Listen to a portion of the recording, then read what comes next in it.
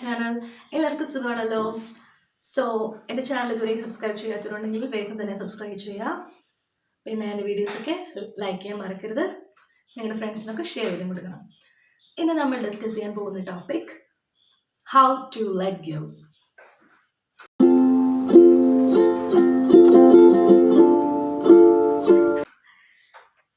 How to let go അതായത് എന്താ പറയുക, അതായത് നിങ്ങൾക്കൊരു വിഷമം ഉണ്ടായാൽ അല്ലെങ്കിൽ നിങ്ങൾ ഏതെങ്കിലും കാര്യത്തിൽ നിങ്ങളിങ്ങനെ ഓർത്തിങ്ങനെ വ്യാകുലപ്പെട്ട് ഇരിക്കുവാണെങ്കിൽ ആ വ്യാകുലതകളൊക്കെ നിങ്ങളിങ്ങനെ അതിൻ്റെ പാടിനങ്ങ് വിട്ടുകൊടുക്കുക. എന്നിട്ട് നിങ്ങൾ വീണ്ടും തിരിച്ച് എന്താ പറയുക, പോസിറ്റീവായി ഹാപ്പിയായി വരിക എന്നുള്ളൊരു കാര്യം തന്നെയാണ് ഞാൻ ഉദ്ദേശിക്കുന്നത്. സോ അത് നമുക്ക് അത്ര എളുപ്പം ചെയ്യാൻ പറ്റുന്ന ഒരു കാര്യമല്ല. നിങ്ങൾ ഒരുപാട് ആഗ്രഹിച്ചിരുന്നിട്ട് നിങ്ങൾക്ക് കിട്ടിയ ഒരു വസ്തു പെട്ടെന്ന് നിങ്ങൾക്ക് നഷ്ടപ്പെട്ടു പോവുകയാണെങ്കിൽ ഉറപ്പായും നല്ല വിഷമം ഉണ്ടാവും അല്ലേ? ആഗ്രഹിച്ച് നേടിയ ഒരു വസ്തു, ആഗ്രഹിച്ച് നേടിയ ഒരു ഫ്രണ്ട്ഷിപ്പ് അല്ലെങ്കിൽ ഒരു റിലേഷൻഷിപ്പ്, ഇതൊക്കെ നമുക്ക് നഷ്ടപ്പെട്ടു പോകുമ്പോൾ നമുക്ക് എന്തായാലും വിഷമം വരും. പക്ഷേ ഈ വിഷമത്തിൽ തന്നെ നമ്മളിങ്ങനെ സ്റ്റിക്ക് ഓൺ ചെയ്തിരിക്കുവാണെങ്കിൽ ഒരിക്കലും നമുക്ക് ലൈഫ് ആസ്വദിക്കാനോ നമുക്ക് വേണ്ടി വേറെ കാര്യങ്ങൾ ചെയ്യാനോ ഒന്നിനും പറ്റത്തില്ല. നമ്മുടെ മൈൻഡിനെ നമ്മൾ റെഡിയാക്കി കൊണ്ടുവരണം അല്ലേ? അപ്പോൾ മൈൻഡ് എപ്പോഴും സെറ്റ് ചെയ്ത് വെക്കണം എന്നുള്ള കാര്യം ഞാൻ വീണ്ടും ഓർമ്മപ്പെടുത്തട്ടെ. ഞാൻ ഇതിന് മുന്നേ ഉള്ള വീഡിയോയിൽ പറഞ്ഞു, എന്താണ്, ഒരു ഹാപ്പി പാരന്റിന് മാത്രമേ ഒരു ഹാപ്പി ചൈൽഡ് ഉണ്ടാക്കാൻ പറ്റത്തുള്ളൂ, ഒരു ഹാപ്പി ചൈൽഡിനെ വളർത്തിയെടുക്കാൻ പറ്റത്തുള്ളൂ. സോ അതിന് വേണ്ടിയിട്ട്, ഒരു ഹാപ്പി മൈൻഡ് ഉണ്ടാക്കാൻ വേണ്ടിയിട്ട് നമുക്ക് ചെയ്യാൻ പറ്റുന്ന ഒരു കാര്യമാണ് ഈ ലെറ്റ് ഇറ്റ് ഗോ എന്നൊക്കെ പറയുന്നത്. സോ ഇപ്പോൾ ഇത് എങ്ങനെ നമുക്ക് ചെയ്യാൻ പറ്റും? അതായത് കുറച്ച് കാര്യങ്ങൾ നമ്മൾ ചെയ്യുവാണെങ്കിൽ നമുക്കിത് ഈസി ആയിട്ട് ചെയ്യാൻ പറ്റും. ആദ്യം തന്നെ നമ്മൾ മനസ്സിലാക്കേണ്ട കാര്യം, ഈ ലോകത്തിലുള്ള ഒന്നും നമ്മുടെ സ്വന്തമല്ല അല്ലേ? നമ്മുടെ ഇപ്പോൾ ബന്ധങ്ങളിൽ നോക്കുവാണെങ്കിൽ ചിലരൊക്കെ നമുക്ക് നല്ല നമ്മുടെ ക്ലോസ് ആയിട്ടുള്ളവരായിരിക്കും. നമ്മുടെ അമ്മ, അച്ഛൻ, നമ്മുടെ സിബ്ലിങ്സ്, നമ്മുടെ കസിൻസ്, പിന്നെ നമ്മുടെ ആൻറ്റിമാർ, അങ്കിളുമാർ, അപ്പൂപ്പൻ, അമ്മൂമ്മ, അങ്ങനെ കുറച്ച് രക്തബന്ധങ്ങൾ ഉണ്ട്. പിന്നെ കുറേ ബാക്കി സ്ട്രേഞ്ചേഴ്സ് ആണല്ലേ, അകന്ന ബന്ധുക്കളുണ്ട്, പിന്നെ നമുക്ക് അറിയാത്ത ആൾക്കാരുണ്ട്. സോ നമ്മളിങ്ങനെ അങ്ങനെയൊക്കെ ഉണ്ട്.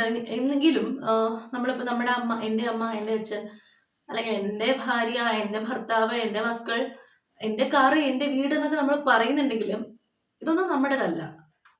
അതാദ്യം മനസ്സിലാക്കേണ്ട പോയിന്റാണ്. നമുക്കൊന്നിനെയും സ്വന്തമാക്കി വെക്കാൻ പറ്റത്തില്ല. എല്ലാത്തിനും അതിൻ്റെതായിട്ടുള്ള ഒരു സ്പേസ് ഉണ്ട്. നമ്മുടെ അച്ഛനായാലും അമ്മയായാലും, എൻ്റെ അമ്മയാണ് എന്ന് പറഞ്ഞിട്ട് എൻ്റെ ഇഷ്ടത്തിൽ പോകണമെന്നില്ല, അല്ലെങ്കിൽ എൻ്റെ ഹസ്ബൻഡ് ആണെന്ന് പറഞ്ഞിട്ട് ഞാൻ ആഗ്രഹിക്കുന്ന രീതിയിൽ മാത്രമേ ജീവിക്കുള്ളൂ എന്ന് പറയാൻ പറ്റത്തില്ല. കാരണം എൻ്റെ ഹസ്ബൻഡിനായാലും എൻ്റെ വൈഫിനായാലും ഹസ്ബൻഡിനായാലും അവരുടേതായിട്ടുള്ള ഒരു സ്പേസ് ഉണ്ട്, അവരുടേതായിട്ടുള്ള ഡ്രീംസ് ഉണ്ട്, ചിന്താഗതികളുണ്ട്. സോ നമുക്ക് നമ്മുടെ സ്വന്തം എന്ന് നമ്മൾ പറയുന്നെങ്കിൽ അവരോടുള്ള സ്നേഹം കൊണ്ട് നമ്മൾ പറയുന്നതാവണം. പക്ഷെ ഈ സ്വന്തം എന്ന് പറഞ്ഞിട്ട് നമുക്ക് ഒന്നിനെയും നമുക്കിങ്ങനെ എന്താ പറയാ, കൺട്രോൾ ചെയ്യാൻ പറ്റത്തില്ല. ഒന്നും നമ്മുടെ സ്വന്തം അല്ലെങ്കിൽ അല്ല എന്ന് പറയുന്നതിന് അതിന്റെ ശരിക്കുള്ള മീനിങ് എന്ന് പറഞ്ഞാൽ നമുക്കൊന്നിനെയും നമ്മുടെ കൺട്രോളിൽ വെക്കാൻ പറ്റത്തില്ല എന്നുള്ളതാണ്. അതായത് ഈ ലോകത്തോളം ഒന്നിനെയും നമുക്ക് കൺട്രോൾ ചെയ്ത് വെക്കാൻ പറ്റത്തില്ല. അതാണ് ഈ ഓൺ ചെയ്യുന്നില്ല എന്ന് ഞാൻ ഉദ്ദേശിച്ചത്. നമ്മളൊന്നിനെയും ഓൺ ചെയ്യുന്നില്ല, നമ്മളൊന്നിനെ സ്വന്തമാക്കുന്നില്ല എന്നുള്ളതിന്റെ കൂടെ ശരിക്കും അതിന്റെ മീനിങ് എന്ന് വെച്ചാൽ നമുക്കൊന്നിനെയും നമ്മുടെ കൺട്രോളിൽ വെക്കാൻ പറ്റത്തില്ല. നമ്മുടെ ബന്ധങ്ങളെ ആയാലും, നമ്മുടെ ചുറ്റിലുള്ള വസ്തുക്കളെ ആയാലും, നമ്മുടെ ചുറ്റിലുള്ള സിറ്റുവേഷൻസിലായാലും, ഓരോരോ കാര്യങ്ങളായാലും നമ്മുടെ കൺട്രോളിൽ നമുക്കൊന്നിനെയും കൊണ്ടുപോകാൻ പറ്റത്തില്ല. ഈ ലോകത്തുള്ള എല്ലാം എന്താണ്, ഔട്ട് ഓഫ് കൺട്രോൾ ആണ്. ആ ഒരു പോയിന്റാണ് നമ്മൾ ആദ്യം മനസ്സിലാക്കേണ്ടത്. അപ്പൊ അത് മനസ്സിലാക്കിയിട്ട് നമ്മളിങ്ങനെ നമ്മുടെ മൈൻഡിനെ ഇടയ്ക്കിടയ്ക്ക് ഇങ്ങനെ പറഞ്ഞു പഠിപ്പിക്കണം. എന്തെങ്കിലും ഒരു വിഷമം വരുമ്പോൾ അല്ലെങ്കിൽ എന്തെങ്കിലും ഒരു കാര്യം നമ്മൾ വിചാരിച്ചതുപോലെ അല്ല നടന്നത്. സോ നമ്മളിങ്ങനെ മനസ്സിൽ പറയണം, ഈ ലോകത്തുള്ള ഒന്നും നമ്മുടെ കൺട്രോളിലല്ല. അതങ്ങനെ നടന്നു, ശരി, ഓക്കെ, ഇനി വേറൊരു നല്ലൊരു സമയം വരും അങ്ങനൊരു ചിന്തയിൽ നമ്മളിരിക്കുക. അപ്പോൾ കുറച്ച് നമുക്ക് എന്താ പറയാ, നമ്മുടെ ആ വിഷമത്തിൽ നിന്ന് കുറച്ചൊന്ന് എണീക്കാൻ പറ്റും. പെട്ടെന്ന് നമുക്ക് ആ വിഷമം മറക്കാൻ പറ്റും എന്നല്ല ഞാൻ പറയുന്നത്. ചേഞ്ച് ഉണ്ടാവും.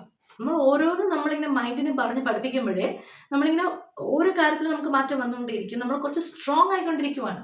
ഒരു സ്ലോ പ്രോസസ് ആണെങ്കിലും ഒരു പെർമനന്റ് പ്രോസസ്സായിട്ട് മാറും. അത് പറഞ്ഞപ്പോഴാണ് ഓർത്തത്. സെക്കൻഡ് പോയിന്റ് എന്ന് പറയുന്നത് എന്താണ്, ഈ ലോകത്തുള്ള ഒന്നും പെർമനന്റ് അല്ല, സ്ഥിരതയുള്ളതല്ല. എന്താണ്, അതിങ്ങനെ ചേഞ്ച് ആയിക്കൊണ്ടേയിരിക്കും.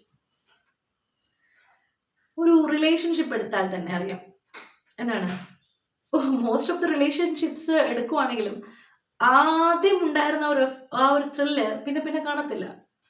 അതൊരിക്കലും അവർ ഇഷ്ടം ഇല്ലാത്തത് കൊണ്ടല്ല, അല്ലെങ്കിൽ ഇഷ്ടം കുറഞ്ഞത് കൊണ്ടല്ല, പക്ഷേ എന്തൊക്കെയോ ചേഞ്ചസ്, അവരുടെ സിറ്റുവേഷൻസ്, അവരുടെ സറൗണ്ടിങ്സ്, അവരുടെ ജീവിത സാഹചര്യങ്ങൾ, ചിന്താഗതികൾ, അതിനൊക്കെ വരുന്ന ഓരോ ചേഞ്ചസ് ആണ്. അവരുടെ ചുറ്റിലുമുള്ള ആ ഒരു ഉണ്ടായ ചേഞ്ചസ് ആയിരിക്കാം ചിലപ്പോൾ അങ്ങനൊരു ത്രില്ല് കുറച്ചത്.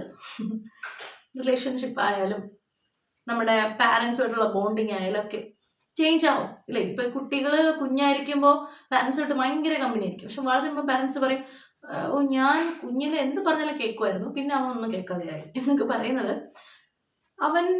അവന്റെ ചുറ്റുപാടിൽ വന്ന ചേഞ്ചസ്. അവൻ എന്താ പറയാ, പാരൻസ് ആയിട്ടായിരുന്നല്ലോ കുട്ടികളുടെ ലോകം കുഞ്ഞായിരിക്കുമ്പോൾ. പിന്നെ പിന്നെ അവൻ പുറം ലോകം കാണുവാണ്, സോഷ്യൽ ആവുകയാണ് കുറച്ചുകൂടെ. അപ്പൊ അതിൽ അവന് ചേഞ്ച് ഉണ്ടായി. അപ്പോൾ അവൻ കുറച്ചൊക്കെ എന്താണ് സ്വന്തമായിട്ട് ചിന്തിക്കാൻ തുടങ്ങി. അപ്പൊ പാരൻസ് പറയുന്നത് എല്ലാം അവൻ അക്സെപ്റ്റ് ചെയ്തെന്ന് വരില്ല. സോ അപ്പൊ ഇങ്ങനെ എല്ലാം ഇങ്ങനെ ചേഞ്ച് ആയിക്കൊണ്ടിരിക്കും. പിന്നെ ഈ നേരത്തെ പറഞ്ഞ പോലെ സ്നേഹം കുറയുക, സ്നേഹം കൂടുക എന്നുള്ളത് ഉണ്ടാവില്ല എന്ന് ഞാൻ പറഞ്ഞില്ലേ. പക്ഷെ ചിലപ്പോൾ അതും ഉണ്ടാവാം. എല്ലാം ചേഞ്ച് ആവും. ചിലപ്പോൾ കുറച്ചൊക്കെ സ്നേഹം കുറഞ്ഞു വരാം, ചിലപ്പോൾ സ്നേഹം കുറച്ചുകൂടി കൂടി വരാം. എന്ത് വേണമെങ്കിലും സംഭവിക്കാം. ഒരു കാര്യത്തിനും ഒരു പെർമനൻസി ഇല്ല. ഓക്കെ, അത് നമ്മൾ ആദ്യം മനസ്സിലാക്കുക. സോ നമുക്ക് നമ്മളെ കൺട്രോൾ ചെയ്യാൻ പറ്റും. നമ്മുടെ ആക്ഷൻ, നമ്മുടെ റിയാക്ഷൻ, നമ്മളൊരു സംഭവത്തിനോട് നമ്മളെ റിയാക്ട് ചെയ്യുന്ന നമ്മുടെ കർമ്മ അല്ലെ, അതിനെ നമുക്ക് കൺട്രോൾ ചെയ്യാൻ പറ്റും. പക്ഷെ നമ്മുടെ ചുറ്റിലുള്ളവരെയോ അല്ലെങ്കിൽ നമ്മൾ സ്നേഹിക്കുന്നവരെയോ നമ്മുടെ കയ്യിലുള്ള വസ്തുക്കളെ ഒന്നും നമുക്ക് എന്താ പറയാ, നമുക്ക് നമ്മൾ ഒരു പരിധിവരെയൊക്കെ നമുക്ക് നമ്മുടെ ഒരു ഇഷ്ടത്തിന് നിർത്തിക്കാം. അത് കഴിഞ്ഞാൽ അത് അതിൻ്റെ പാട്ടിന് പോകും. അപ്പോൾ നമ്മൾ മനസ്സിലാക്കേണ്ട ഫസ്റ്റ് പോയിന്റ്, നമുക്കൊന്നും നമ്മുടെ കൺട്രോളിൽ വെക്കാൻ പറ്റത്തില്ല അല്ലേ. Everything in this world is out of control. പിന്നെ മനസ്സിലാക്കേണ്ട രണ്ടാമത്തെ പോയിന്റ് എന്ന് പറയുന്നത്, നത്തിങ് ഈസ് പെർമനന്റ്. ഒന്നും പെർമനന്റ് അല്ല. ഈ രണ്ട് കാര്യങ്ങൾ നമ്മളിങ്ങനെ മനസ്സിനെ പറഞ്ഞ് പഠിപ്പിക്കണം. എന്തെങ്കിലും ഒരു വിഷമം വരുമ്പോൾ പറയാം, ഓക്കെ, ഈ ലോകത്ത് നമുക്ക് എല്ലാത്തിനെയും നമ്മുടെ കൺട്രോളിൽ കൊണ്ടുപോകാൻ പറ്റത്തില്ലല്ലോ, പിന്നെ ഇങ്ങനെ എല്ലാം ഇങ്ങനെ ചേഞ്ച് ആയിക്കൊണ്ടിരിക്കുമല്ലോ എന്നിങ്ങനെ പറഞ്ഞ് പഠിപ്പിക്കുക. അപ്പോൾ നമ്മൾ കുറേയൊക്കെ നമ്മുടെ ഓരോ ഫീലിങ്സിനെ കൺട്രോൾ ചെയ്യാൻ നമ്മൾ പഠിക്കും. അപ്പോൾ ഞാൻ പറഞ്ഞു വരുന്നതെന്ന് വെച്ചാൽ, അതായത് നമുക്കൊന്നും നമ്മുടെ സ്വന്തമാക്കി വെക്കാൻ പറ്റത്തില്ല എന്ന് പറയുന്ന ഒരു വ്യക്തി തന്നെ ഇരിക്കട്ടെ, നമുക്ക് ഇഷ്ടപ്പെട്ട ഒരു വ്യക്തി അല്ലേ, നമ്മുടെ സ്വന്തം നമ്മൾ പറഞ്ഞുകൊണ്ടൊക്കെയാണ്. പക്ഷെ എന്നും പറഞ്ഞ് അയാളെ നമ്മൾ ഒരുപാട് സ്നേഹിക്കുന്നുണ്ട്. പക്ഷെ ഒരിക്കലും നമ്മൾ എന്ത് ചെയ്യല്ല, അയാളെ സ്നേഹത്താൽ വീർപ്പ് മുട്ടിക്കരുത്. എന്താണ് ഈ സ്നേഹത്താൽ വീർപ്പ് മുട്ടിക്കുക? അതായത് നമുക്കിപ്പം ഒരാൾ ഭയങ്കരമായിട്ട് ഇഷ്ടമാകുമ്പോൾ നമ്മളതിനെ അയാളെ ശരിക്കും നമ്മൾ അയാളെ കൺട്രോൾ ചെയ്യാൻ ശ്രമിക്കും. അതായത് നമ്മുടെ രീതിക്ക് വരാൻ അത് തനിയെ ഉണ്ടാകുന്നതാണ്. ലൈക്ക് ആ ഒരു വ്യക്തിയെ കുറിച്ച് നമുക്കൊരു സങ്കല്പം കാണാം, ആ വ്യക്തി ഇങ്ങനെ ആയിരിക്കണം, ആ വ്യക്തിയായിട്ട് നമുക്ക് ഇങ്ങനെയൊക്കെ ചെയ്യണം, അങ്ങനെയൊക്കെ നമ്മുടേതായ ഒരു ഇത് നമ്മൾ ഉണ്ടാക്കിയെടുക്കും. പക്ഷേ നമ്മുടെ ആ ഒരു ഇഷ്ടത്തിനൊത്തവണ്ണം നമ്മുടെ സ്വന്തം എന്ന് പറഞ്ഞൊരു വ്യക്തി നിൽക്കാതെ അയാളുടെ രീതിയിലല്ലേ ചിന്തിക്കും, ഡിഫറെൻ്റായിട്ടേ ചിന്തിക്കത്തുള്ളൂ.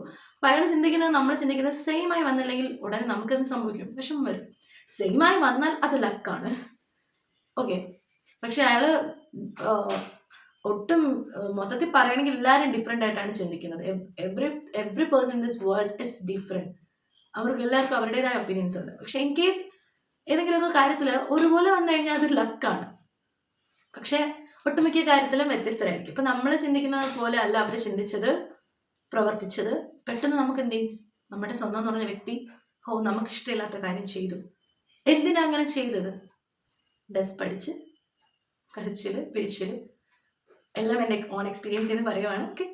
അപ്പോൾ അങ്ങനെയൊക്കെ നമ്മൾ ഇരിക്കുമ്പോൾ എന്താ സംഭവിക്കുക? നമ്മുടെ സമയമാണ് പോകുന്നത്. എന്നാൽ ആ വ്യക്തിയെ നമുക്ക് നേരെയാക്കാൻ പറ്റുമോ? ഇല്ല. ആ വ്യക്തിയുടെ ചിന്താഗതിയിൽ അതൊക്കെ അനുസരിച്ച് ആ വ്യക്തി പെരുമാറും. നമുക്കൊരാളെ ഇങ്ങനെ കൊച്ചു പിള്ളേരെ നമുക്കിങ്ങനെ കുറേ കാര്യങ്ങൾ ഇങ്ങനെ പറഞ്ഞ് പഠിപ്പിച്ച് റെഡിയാക്കി എടുക്കാൻ പറ്റും. പക്ഷേ ഒരു പേഴ്സണാലിറ്റി ഒക്കെ വന്ന ഒരു വ്യക്തിയായി മാറിക്കഴിഞ്ഞാൽ, ഒരു പേഴ്സണാലിറ്റി ഡെവലപ്പായി കഴിഞ്ഞാൽ അതിൽ നമുക്ക് മാറ്റം വരുത്താന്ന് വെച്ചാൽ വീണ്ടും അയാൾ കുറേ പ്രാക്ടീസ് ചെയ്തെടുക്കണം ഓരോ കാര്യങ്ങൾ. സോ അതുകൊണ്ട് പെട്ടെന്ന് നമുക്ക് ഒരാൾ നമ്മുടെ സ്വന്തമാണെന്ന് പറഞ്ഞ് നമ്മുടെ ഇഷ്ടത്തിന് അയാളെ നടത്തിക്കൊണ്ടു പോകാൻ പറ്റത്തില്ല. അയാളുടെ രീതിക്ക് വിടുക. ലെറ്റ് ദം ഗോ എന്നുള്ളൊരു കോൺസെപ്റ്റ് മനസ്സിലാക്കുക. അയാളുടെ പാട്ടിന് വിടുക. മനസ്സിലായി? അയാളെ നമുക്ക് സ്നേഹിക്കാം, നമ്മുടെ സ്വന്തം എന്ന് പറയാം. പക്ഷേ എന്തൊക്കെ ചെയ്യണം എന്നുള്ളത് അയാൾ തീരുമാനിക്കട്ടെ. നമ്മൾ പറയുന്നത് തന്നെ അയാൾ ചെയ്യണം.